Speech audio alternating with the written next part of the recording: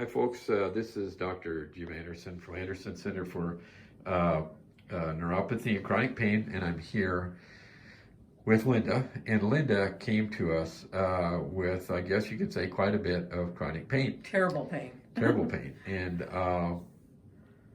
we had her come in. She kind of had a referral from another physician and a little bit of her history. She had a bunion correction done, and frankly, from a technical standpoint, looked good. You know, things went good, looked good, correction looked great, healing looked great, everything. However, she had quite a bit of pain, and that pain was more related to nerves. And things can happen after surgery, during, whatever, but nerves can get injured, and it just depends on how much of it, to what degree, or there can be scarring. So she's 2 weeks out, and she's had a bout of, I guess you could just say, chronic pain, right? Chronic pain.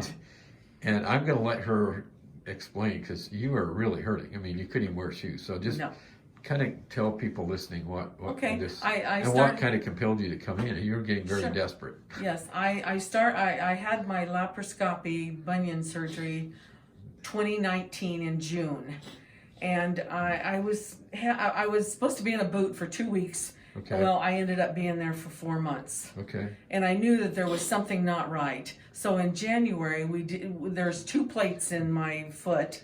Okay. And we decided to take the top plate out. I wanted him to take the bottom plate out, but he didn't feel that that was a problem. So I had another surgery in January of 2020. Right. And seemed things were going well, but about May is when I started getting more pain, and I couldn't even hardly walk for the last. That was May, and so right now we're doing this video in December. 6 months. So for 6 months, you said you weren't able to wear shoes? Oh no, okay. I mean I wore a sandal, an open-toe sandal, even when winter started. And you like to golf? Couldn't golf? Well, I like to walk. Walk, okay. I like to do a lot of walking, and I could not. I couldn't even hardly get out of my chair comfortably and walk around. And I honestly thought I was going to be in a wheelchair. You did? Truthfully. Wow.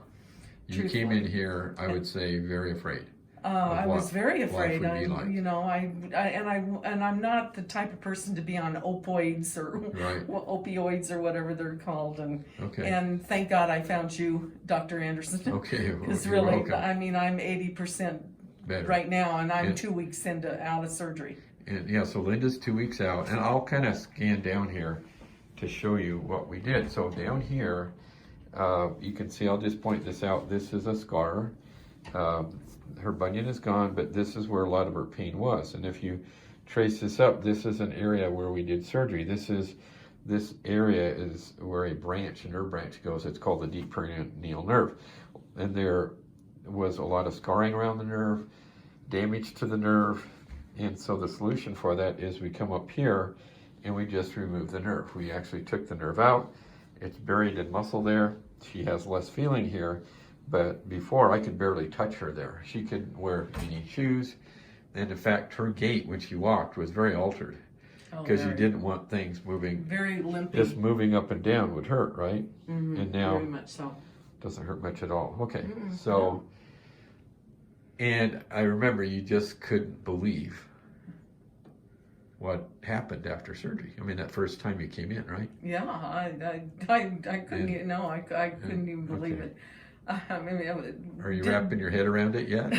I am now, because I'm back to myself. I'm pretty much back to myself, and I enjoy being up and at 'em all the time instead of sitting in a chair all day long. Because we just couldn't let you not be yourself, right? No. That's why this happened. I hope hopefully. Oh, I hope it keeps going this way too. Well, you're doing really well, yes. And if you're doing this well this far out. And I highly recommend the surgery if, whatever you did. Right. It's just 80% so far, and I'm 2 weeks out. And I might say one other thing, just for those of you listening. Those of you listening that may be told you have complex regional pain syndrome, or you're maybe a chronic pain patient, understand that was Linda's story. That's a lot of what she had. And I'm very grateful for the doctor that referred her here too. I got to give him credit, because things can happen, and it's nice to be able to help a colleague or, or a colleague to know, or other doctors to be aware of this, because we do get referrals for things like this. So, Yes. because a lot of doctors are not trained in this. And in fact, if she hadn't come here, oftentimes people end up in a pain clinic where they maybe have to go on to opiates, where maybe they have to have a spinal stimulator. So, or they're on gabapentin, they're on medication. It's a medicated problem oftentimes. And that's what I really want people watching to understand. So if you've been told you have chronic pain, or you've been told you have another problem called RSD, or what stands for reflex sympathetic dystrophy, understand that that is really a lot of what Linda had. It was kind of on a smaller scale, maybe, in a smaller area, but this same treatment is something that a lot of you that are listening could possibly be entertaining rather than the other direction, because it really helps people. And I really appreciate Linda sharing this, because it means a lot to me, because there's so many people out there that don't even know this. Well, and the cortisone shots work, but they only work for about 24 hours, as you were trying to see what it was going to be like for me, and as soon as that 24 hours was up, it was back. And that's a bit of how we work people up, by injecting the nerve to see if it's the right nerve to remove. We don't it isn't a guessing game. We know our anatomy, and we have to go through a process to make sure they qualify. And she qualified with flying colors. So, but if you folks are watching, please, I again appreciate her giving her time to do this today. And we ask that you subscribe, give us some likes. And if you have comments or questions, I really appreciate any of you on YouTube that listen to these. And we're trying to keep teaching people, and we can do it one patient at a time. And that's how we educate everybody to know there's some other options. Dr. Anderson. Okay, well, thank you, Linda. You take care. Thank you. Bye-bye.